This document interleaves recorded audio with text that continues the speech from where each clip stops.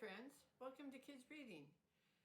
I have taught hundreds of children to read, and I have used these methods, and if you use these methods, I guarantee that your child will be a great reader and will not struggle when it gets in the upper grades. Start when they're 3, 4, 5, and you'll have successful readers. So today, we're going to do the activity. I know if you've looked at the other videos, you've seen that every time we learned a letter, we put that letter in a bag. Today we're getting the letters out of the bag, and I'm going to move this just a little bit so you can see what's going on. And today we're going to spread all the letters that we've learned so far on the table. And notice we only have one vowel. And what we're going to do is we're going to start with just the sound of the letters. So you're going to have to practice this over and over and over again with your children. The first time you introduce this, you're probably going to spend at least the first 10 minutes just explaining to the children how to do it. Then put the letters away, and then the next day explain it again, and then put the letters away, and then the next day, probably on the third day, you can start to do this activity.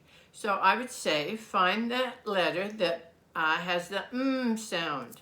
So they would pick up It doesn't matter if it's uppercase or lowercase, just so they get the letter. Now, what we do is we have a saying that we do. So instead of just picking it up, and then all the children that don't know, they're looking around the room and trying to figure out, we say this. We say, find the letter that begins with or has the sound. And then I say, find it, touch it, pick it up, and show me. Let's do that again.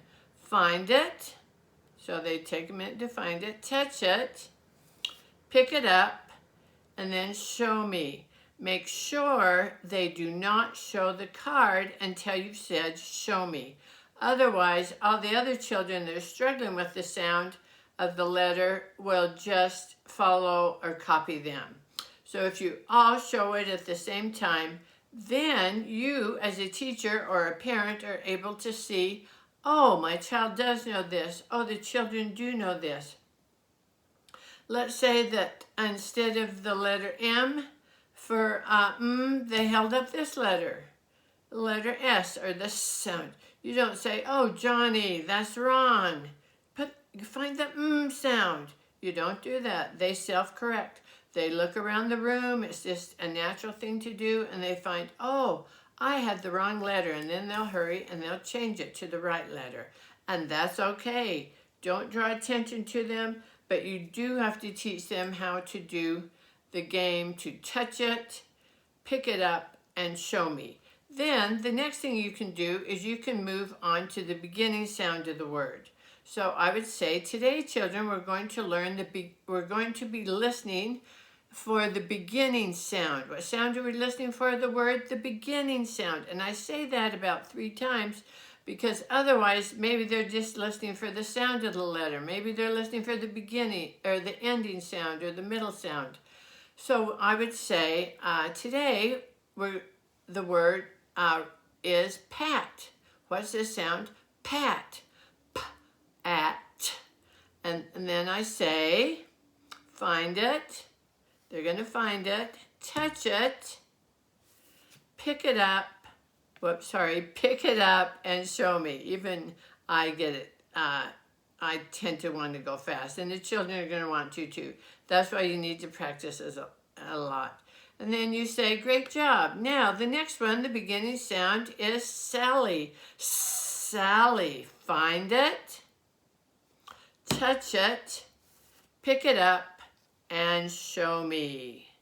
All right, and then you can move on to the ending sound of the word.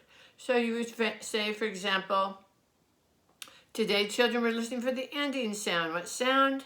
Ending sound. What sound? Ending sound. We're doing the ending sound of sat. S-at.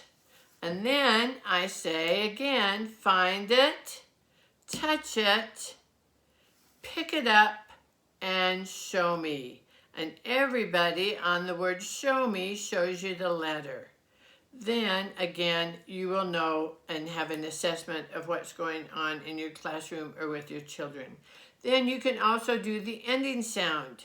Today, or the middle sound. Today, children, we're going to do the middle sound. With Sandra, we're going to do the middle sound, and so on and so forth. Middle sound of pass. Ass. And I always emphasize the sound that they're listening for, just so they have a better chance of being successful. Pass. Find it, touch it, pick it up, and show me. And again, it can be uppercase or lowercase. Then I have them after they're, and you will not do this all at once. At the beginning of the year, you'll just do the sound of the letter. Find the sound the s. Find it, pick it up, and show me. Then you'll move on to the beginning sound it may be a month until you do the beginning sound. It may be just a few weeks according to your classroom or how fast your children are moving. Then you go to the ending sound, maybe in the next few weeks. Then in the next few weeks, you go to the middle sound. Middle sound is always the hardest, and so once they have more letters, then we do the middle sound. Now let's say that in our bag we have all 26 letters. I would say get out these letters, P, A, S, M, T, and I would write it on the board. Then not only do they have, it's another chance for assessment that they're getting out the letter P, the letter A, the letter S, the letter M, and the letter T. That way you're doing another assessment, and then again they're getting their mind thinking. If they don't know it, they can look at their neighbor and try and be successful. If they struggle with it, then I go and help them get the letters out. But I do write it on the board so they are able to see what letters they need to get out. They just can't memorize it and remember what you've told them. And so we would make a word. So I would say, let's make the word am. And so they would put that in front of the other letters. Am. Then I would say, let's make the word sap. S. And I always do the sounds for them, and they do it with me. Sap. Sap. Then maybe you want to do the word tam. It's a nonsense word, but hey, they can spell it even though it's nonsense. So you would say, find the word sounds tam.